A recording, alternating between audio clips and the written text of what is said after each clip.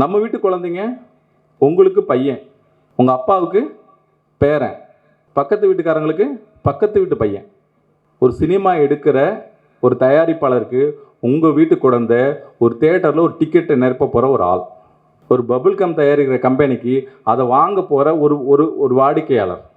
இதுவே தன் லாபத்துக்காக சாதியையும் மதத்தையும் பயன்படுத்துகிற ஒருத்தவங்களுக்கு உங்கள் குழந்தை யார்? அவர்கள் உங்கள் குழந்தையை குழந்தையாக பார்க்க மாட்டாங்க. இன்னும் கொஞ்ச நாள் கழித்து தனக்கு வாக்களிக்க போகிற ஒரு ஆளாக பார்ப்பாங்க. இல்லை தன் கூட நிற்கிற போகிற ஒரு தன்னுடைய கரத்தை வலுப்படுத்துகிற ஒரு ஆளாக மாற்றுவாங்க. ஒரு சாதி கலவரம் நடக்குது. காரணம் என்னவா வேணாலும் திருப்போடும்.